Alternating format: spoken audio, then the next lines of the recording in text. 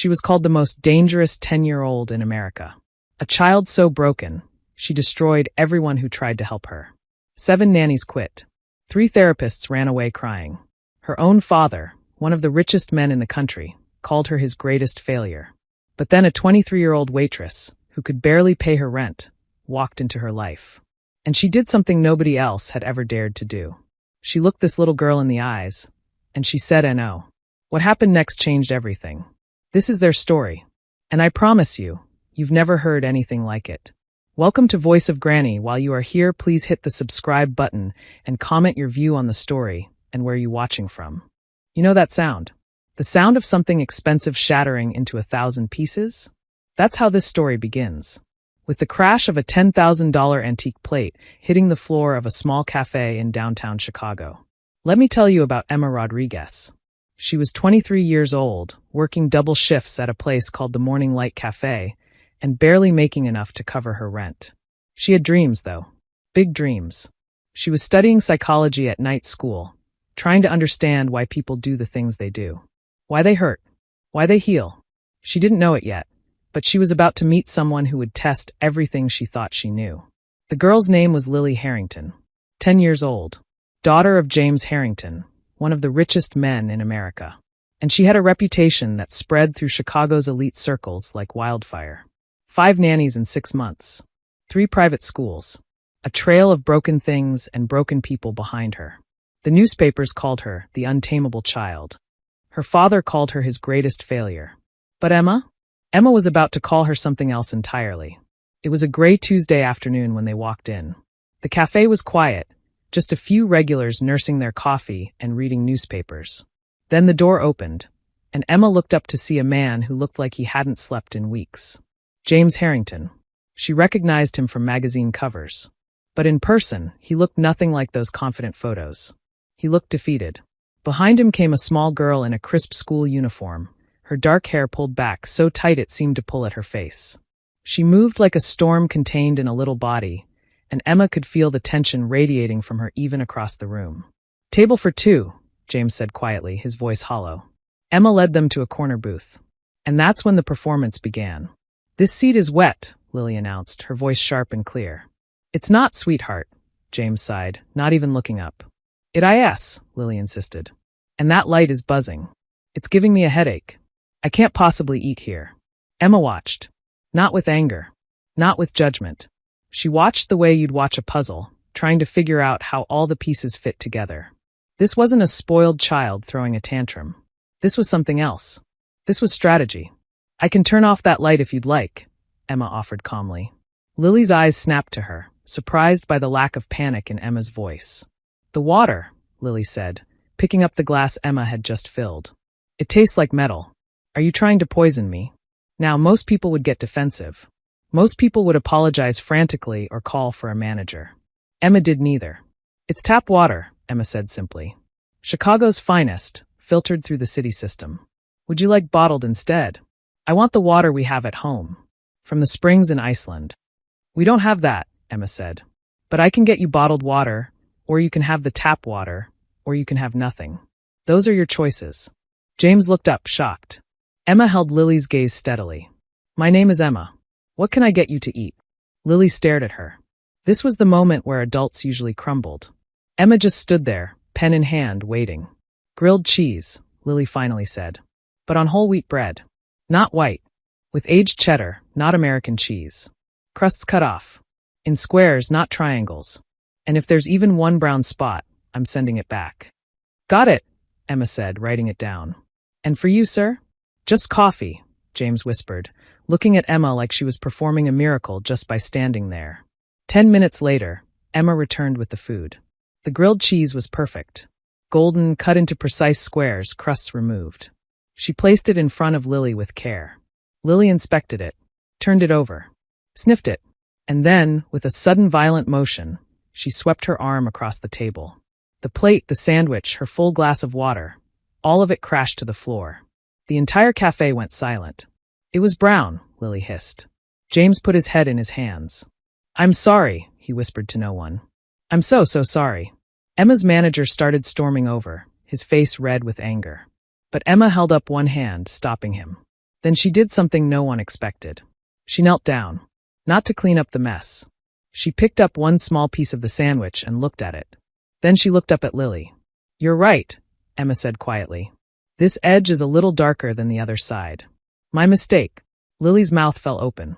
Of all the possible reactions, yelling, crying, demanding they leave, simple, honest agreement was the one thing she'd never encountered. "But I have a question," Emma continued, still kneeling at eye level with the girl. "That throw, was it a 10 out of 10, or more like a 7? Because the plate got good distance, but the water splash was kind of messy. Not very controlled." James's head came up. The manager froze. And Lily just stared. "I'm just saying," Emma said, starting to pick up the broken pieces. "If you're going to make a scene, it should be epic." "That was okay. A little predictable. You seem smarter than that. I bet you could come up with something more creative." And then Emma saw it. Just for a second. The tiniest hint of a smile on Lily's face before she caught herself and made it disappear. "Shut up," Lily muttered. "Fair enough," Emma said, standing up. "Are you still hungry, or was that just for show?" That evening, Emma was finishing her shift when her manager called her into the back office. He looked pale. "Jenkins," he said, using her last name the way he did when he was nervous. "I just got a phone call. From James Harrington's assistant. They want you to call this number. They said it's urgent." Emma stared at the piece of paper he handed her. Her hands were shaking. When she got home to her tiny apartment, the one she shared with 2 roommates and where the heat barely worked, she made the call. A crisp, professional voice answered. "Miss Rodriguez, Mr. Harrington would like to meet with you. A car will pick you up in 1 hour." It wasn't a question. It was a statement. An hour later, Emma found herself in the back of a black car that probably cost more than her entire year's salary. They drove to a building that seemed to pierce the clouds, all glass and steel and impossible wealth. A private elevator took her directly to the top floor. The penthouse office was massive. Windows overlooking all of Chicago, art on the walls that she recognized from textbooks. And standing by the window was James Harrington, looking somehow both powerful and completely broken. "Miss Rodriguez," he said. "Thank you for coming. Did I have a choice?" Emma asked, clutching her bag. He almost smiled. "No, I suppose you didn't. Please sit." Emma sat on a leather couch that was probably worth more than her car. "What I saw today," James began, turning to face her. "No one has ever done that. You didn't baby her. You didn't yell at her. And you didn't break." "I was just doing my job," Emma said. "No, you were doing something else. You saw her. Everyone else sees a monster or a paycheck. You saw something different. What was it?" Emma thought carefully. "I saw a kid who's really, really good at her job. And her job is making people leave." James nodded slowly. "She's exceptional at it. 7 nannies in 6 months. 3 schools. 2 psychologists quit. I can solve billion-dollar problems, Miss Rodriguez, but I cannot reach my own daughter." His voice cracked on the last word. "Mr. Harrington," Emma said gently, "I'm a waitress. I'm studying psychology, but I'm not qualified for." "The qualified people have all failed," he interrupted. "They come with their degrees and their methods, and she destroys them. They're afraid of her. Or they're afraid of me. You weren't afraid of either." He walked to his desk. "I want to hire you. Not as a nanny. Not as a tutor. As a companion. Someone to spend time with her. To do what you did today, whatever that was." "I can't," Emma said. "I have my job. I have school. I'll pay you $350,000 a year." Emma stopped breathing. That number was so big it didn't feel real. That was freedom. That was the end of working 2 jobs and eating ramen for dinner. That was her student loans disappearing like smoke. "I'll also cover your full tuition," he continued. "Any school you want. Master's degree, PhD, anywhere." "Why me?" Emma whispered. "Because you're the first person she's looked at in 2 years without hatred in her eyes. Because you called her predictable. Because she smiled," Emma finished. James's eyes filled with tears. "You saw that too?" Before Emma could answer, a cold voice cut through the room. "James, you cannot be serious." A woman emerged from a side door. Tall, thin, blonde, wearing a designer dress that cost more than Emma made in a month. She looked at Emma like she was something stuck to the bottom of her shoe. "This is a child, not a stray dog you found on the street." "Victoria, this doesn't concern you," James said, his voice hardening. "Lily is my niece," Victoria Harrington snapped. "It concerns me entirely." She turned her cold eyes on Emma. You're a waitress. What exactly do you think you can offer my niece? Better coffee service? Emma felt anger rising in her chest. But she also felt something else. Clarity. You're right, Emma said, standing up. I'm not qualified. I don't have fancy degrees. I don't know anything about your world. Victoria smiled triumphantly. But I also don't have anything to lose, Emma continued. All those other people? They wanted to keep their jobs. They wanted to impress you. I don't want your money. Both James and Victoria looked shocked. I mean, I do, Emma stammered. It's life-changing money. But if I take this job, I have conditions. Conditions?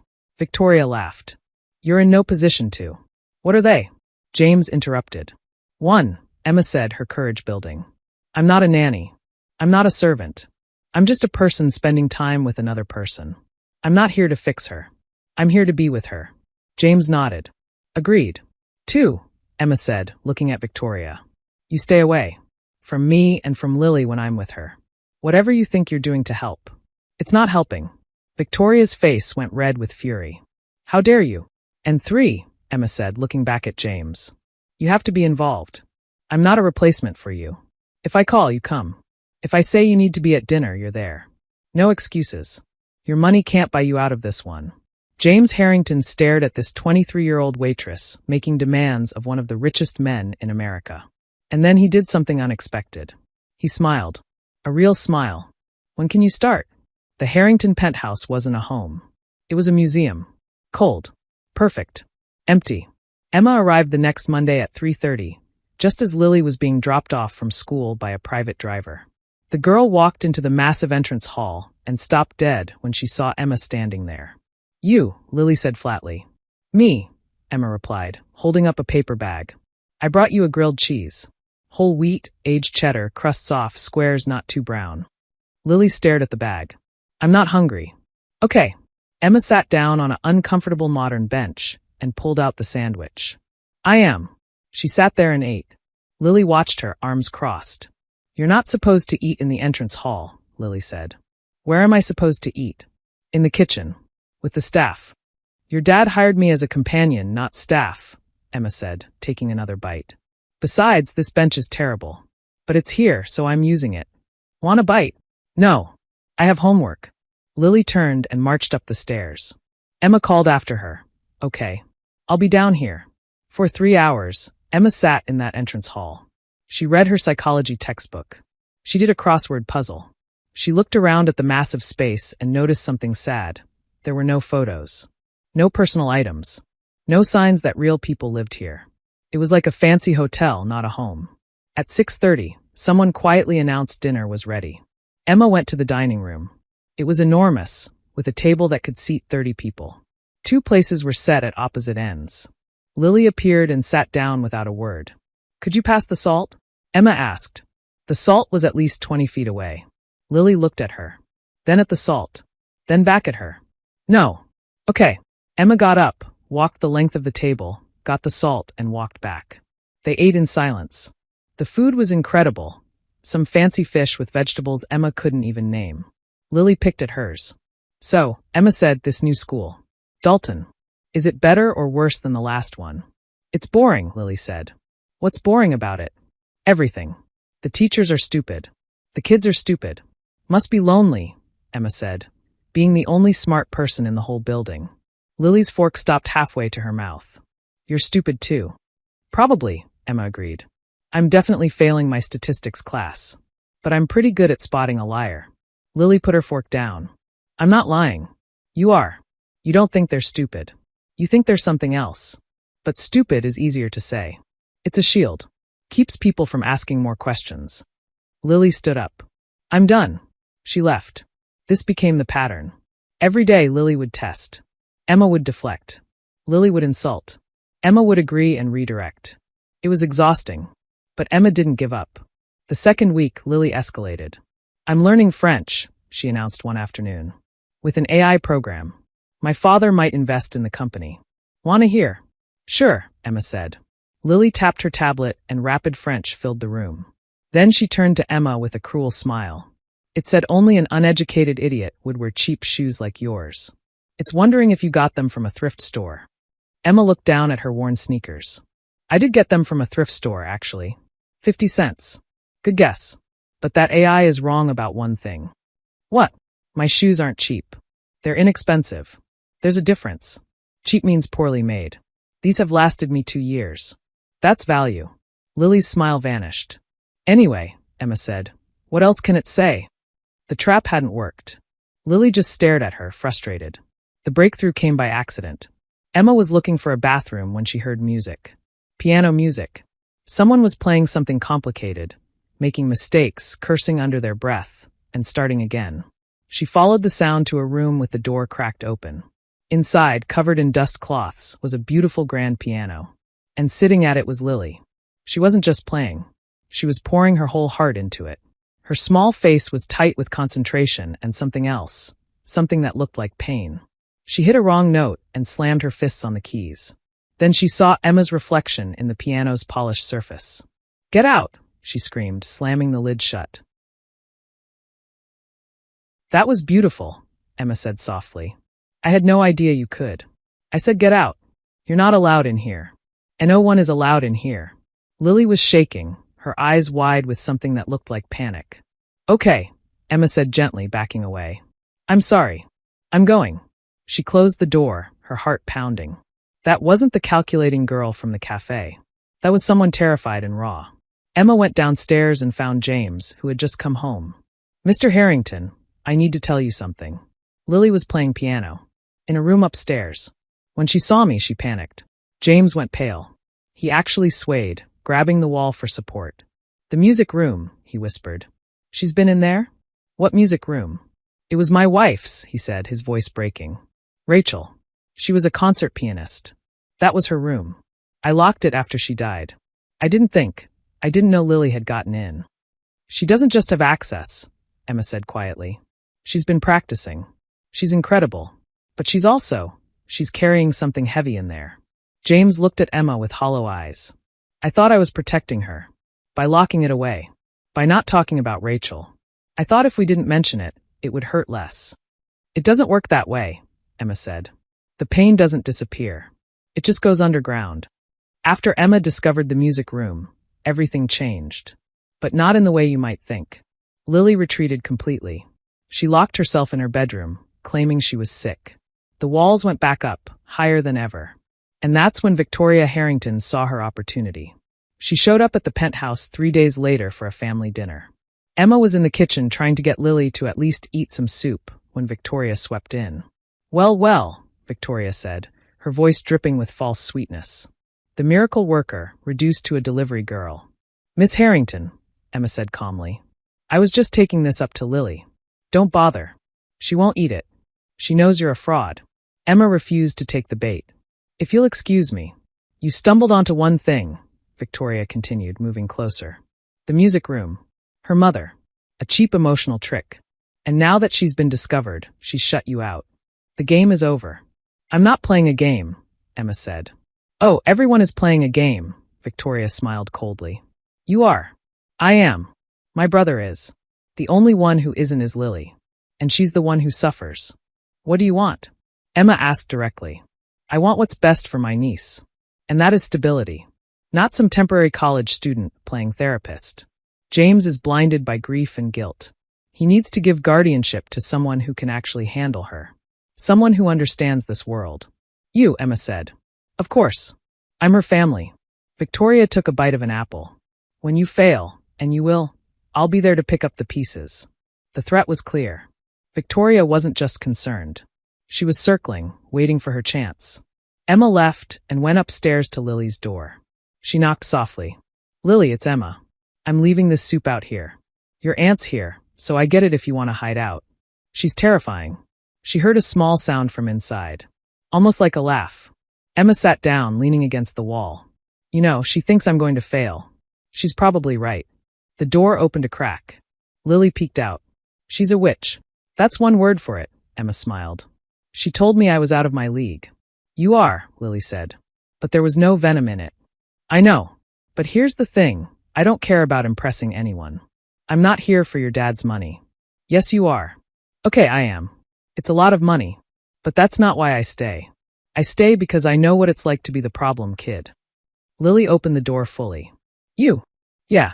When my mom left, my dad worked 2 jobs just to keep us afloat.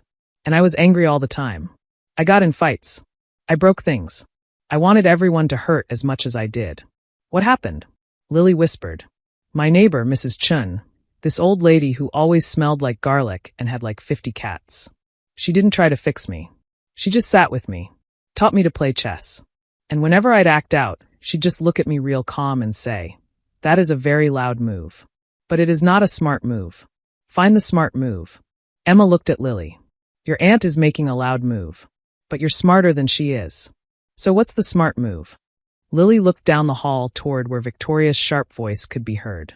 She told my dad I asked the chef to make fish last week, Lily said quietly. She knows I hate fish. She does that. She tells him things I supposedly want, things she knows will make me upset. Then when I freak out, she gives him this look like, see, I told you she was difficult. Emma's blood ran cold. Victoria wasn't just waiting for Emma to fail. She was actively sabotaging Lily, manufacturing the very behavior she claimed to be concerned about. So the smart move, Emma said carefully, is not to give her the satisfaction. Let's go to dinner. And I have an idea. That night at dinner, Victoria was in full performance mode. Lily, darling, she gushed when they entered. You're feeling better. I was so worried. I'm fine, Aunt Victoria, Lily said, sitting down. The main course was served. Duck. Oh, wonderful, Victoria trilled. I told the chef this was your absolute favorite, Lily. Just like your mother used to make. James flinched. Mentioning Rachel at dinner was forbidden. Lily froze. Emma could see the storm building, the clenched fists, the tightening jaw. This was the trap. If Lily exploded, Victoria won. Emma caught Lily's eye across the table.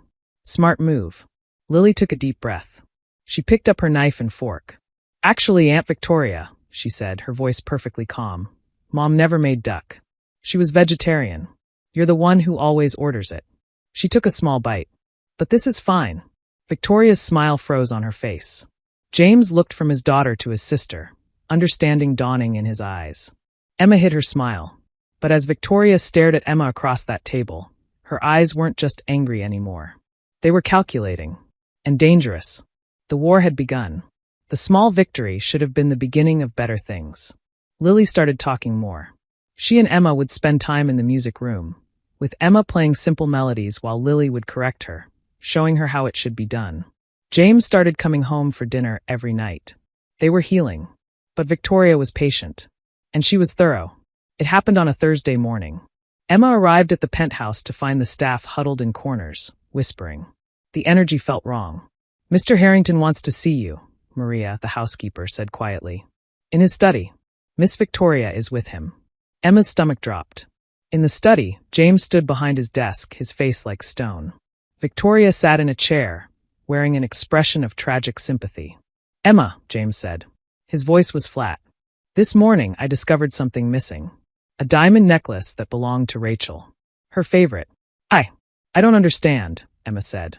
When I realized it was gone, James continued, his voice pained, I asked the staff. No one knew anything. But Victoria, she had a feeling. Victoria held up a small white ticket. A pawn shop receipt. I found this, Victoria said softly, in the pocket of your jacket. The one you left here yesterday. I called the shop. They have the necklace. The room spun. No, that's not. I've never seen that before. I didn't take anything.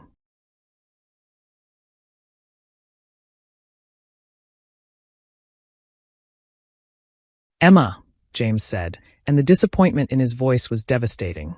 The receipt has yesterday's date. I didn't do this. Emma's voice broke. Please, you know me. Why would I? The necklace is worth over $1 million, Victoria said gently. I know this is hard to accept, James. You wanted to trust her. But she's from a different world. The temptation. You did this, Emma said, looking at Victoria. You planted that ticket. You're trying to get rid of me. Me? Victoria gasped. Why would I do such a thing? To prove he can't trust anyone but you.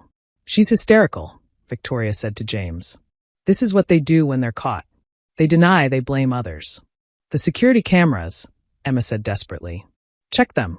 I did, James said heavily. The camera in my dressing room, it was offline. A technical error. It hasn't recorded in 3 days. Of course. Victoria had thought of everything. James, Victoria pressed. This is difficult, but we must think of Lily's safety. We cannot have a thief in this house. James looked at Emma. She could see him wanting to believe her. But the evidence was right there. Cold. Hard. Undeniable. He picked up his phone. No, he said. I'm not calling the police. James. Emma, he said, his voice heavy. I'm letting you go. Please leave. Give me your keys. He wasn't having her arrested, but he was throwing her away. After everything, he believed she was a thief. Tears streamed down Emma's face. I didn't do it. I know this is hard, James said. But I have to protect my daughter. Emma pulled the keys from her bag. Her hands were shaking. Tell Lily, tell her I'm sorry.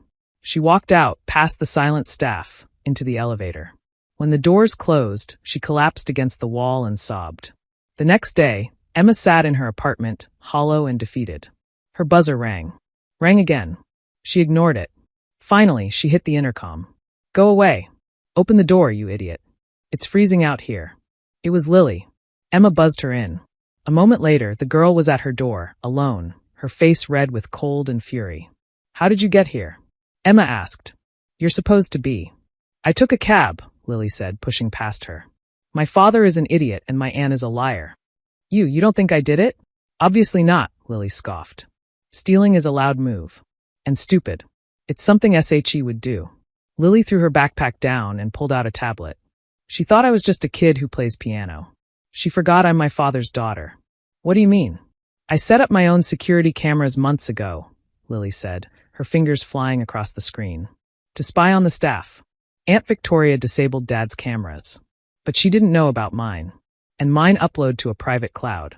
She turned the screen around. Emma watched, her heart pounding. The first video showed Victoria using a laptop to disable the main security system. The second showed her slipping the pawn ticket into Emma's jacket pocket, looking around first to make sure no one was watching. She framed me, Emma whispered. Yes, Lily said, her voice cold and controlled. And now we're going to make the smart move. An hour later, James burst into Emma's apartment, his face pale. Lily, you can't just, he stopped. What is she doing here? Look, Lily commanded, turning the tablet. James watched. He saw his sister's calculated betrayal play out in silent video. His face went from confusion to a rage so cold it was frightening. He didn't speak for a full minute. The smart move, Dad, Lily said quietly. James nodded. The smart move. That evening, they confronted Victoria at the penthouse. When James played the video, her face went white. I did it for the family, she stammered. To protect Lily from. You did it for her trust fund, James said, his voice like ice. You poisoned my daughter with lies. You tried to frame an innocent woman. Get out. James, please. Get out of my house. My lawyers will contact you. If you ever try to see Lily again, I'll turn these videos over to the police. Victoria, broken, left. James turned to Emma. I failed you. What I did, accusing you, I don't know how to apologize for that. Just don't stop, Emma said, looking at Lily. She needs you. This is just the beginning. James looked at his daughter, who had saved them both. I know. 6 months later, Emma walked into the penthouse. She was no longer a waitress, but a graduate student and the director of the Rachel Harrington Foundation, helping at-risk kids through music and art programs. She followed the sound of piano music to the open door of the music room. James sat at the piano, picking out a clumsy bass line. Beside him, Lily's fingers danced across the keys in a beautiful melody. They were playing together. It was messy, full of mistakes. And it was perfect. You're late, Lily called out, rolling her eyes but smiling. And Dad, you're flat. Again. From the top. Emma leaned against the doorframe, watching them, and smiled. They say money can't solve problems. And that's true. Money couldn't fix Lily's grief. Couldn't buy James a connection with his daughter. But Emma? She showed them that the most valuable thing isn't money at all. It's seeing people. Really seeing them. Not the problem. Not the reputation. The person underneath. And sometimes, that's the only thing that can break through the walls we build to protect our broken hearts. What would you have done in Emma's situation? When you were accused of something you didn't do, would you have fought harder, or would you have walked away? And have you ever been the person who needed someone to just see you? Let us know in the comments. And if this story touched your heart, please share it with someone who needs to hear it today.